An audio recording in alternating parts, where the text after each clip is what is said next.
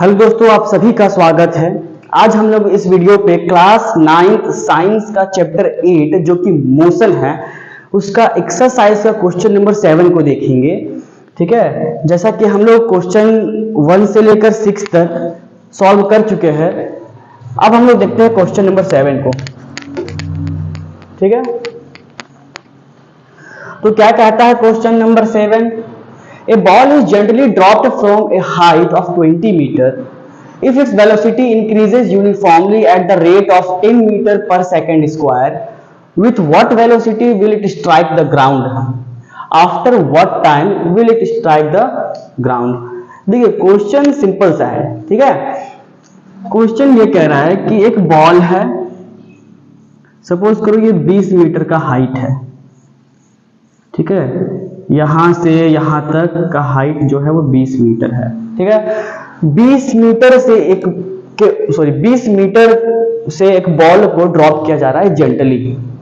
ठीक, एक बॉल को जेंटली ड्रॉप किया जा रहा है 20 मीटर की ऊंचाई से। ठीक है, इट मींस यहां से क्या समझ आ रहा है?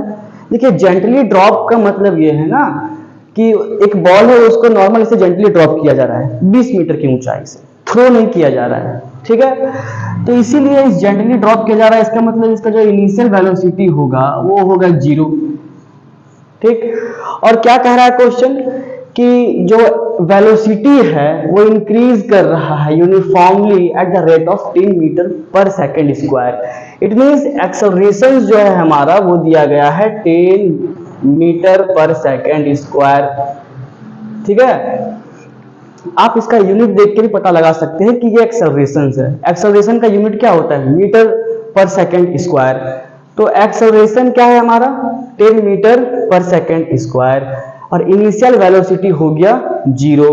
ठीक है, अब पूछा जा रहा है कि ये बॉल जो है उसको ग्राउंड को स्ट्राइक करने में समय कितना लगा, टाइम कितना लगा। ठीक है, और पूछा जा रहा है कि वो जो स्ट्राइक किया ये बॉल इस ग्राउंड को, तो उसका वेलोसिटी क्या था। ठीक है, बस यही है क्वेश्चन पे कि एक बॉल है उसको 20 मीटर की ऊंचाई से जेंटली ड्रॉप किया गया। ठीक है, उसका एक्सेलरेशन 10 मीटर पर सेकेंड स्क्वायर है। तो उस बॉल को समय कितना लगा ग्राउंड को स्ट्राइक करने में, और जब वो स्ट्राइक किया तो उसका वेलोसिटी क्या था। ठीक है, तो देखिए वेलोसिटी क्या था। सबसे पहले हम लोग क्या करेंगे, जो हमारा गिवन है वो हम लिख लेते हैं, जो हमारा दिया हुआ है उसको हम लिख लेते हैं। जैसे कि u पता है हमको कि u हमारा 0 है, मतलब उसका इनिशियल वेलोसिटी 0 है। ठीक, इट मींस u हमारा 0 है।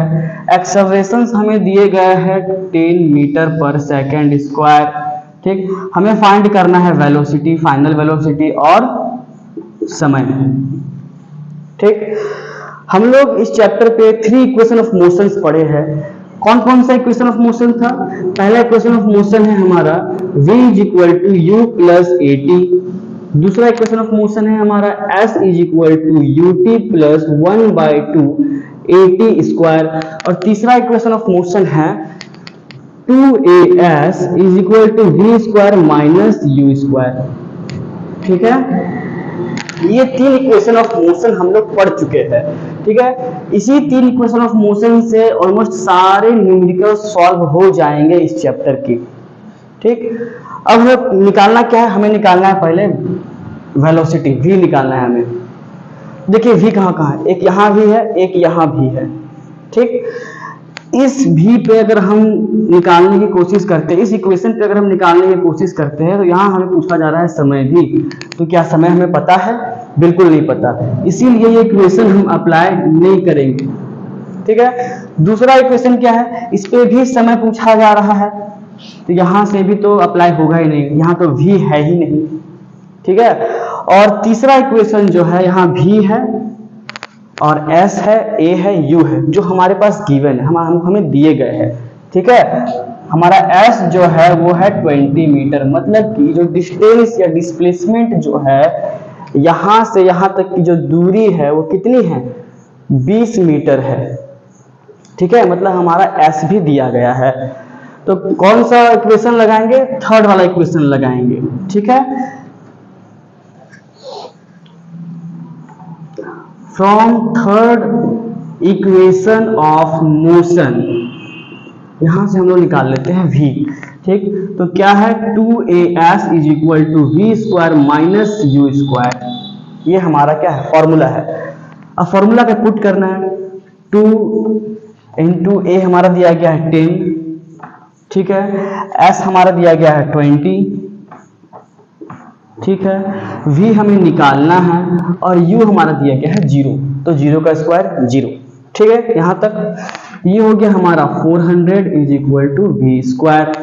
ठीक है, it means v is equal to under root 400। अब अंडर रूट 400 का वैल्यू होता है 20, it means v is equal to 20 metre पर सेकेंड। v हमारा निकल गया। इट मींस जब बॉल को हम जेंटली ड्रॉप किए 20 मीटर की हाइट से, तो क्या हुआ, वो बॉल इस ग्राउंड को स्ट्राइक करते वक्त उसकी जो फाइनल वेलोसिटी थी वो थी 20 मीटर पर सेकेंड। यहां तक क्लियर है? अब हम क्या निकालेंगे? अब हम निकालेंगे समय, कि उस बॉल को इस जगह से इस जगह आने में समय कितना लगा। टाइम निकालने के लिए कौन सा इक्वेशन लगाएंगे? यहाँ पर भी टाइम है, यहाँ पर भी टाइम है, यहाँ नहीं है, ये अप्लाई नहीं होगा। ठीक, यहाँ पर भी टाइम है, यहाँ पर भी टाइम है, तो दोनों इक्वेशन से आप किसी से भी निकाल सकते हैं। ठीक है, हम लोग निकालते हैं इससे। ठीक, from first equation of motion. ठीक, क्या है, v is equal to u plus a T.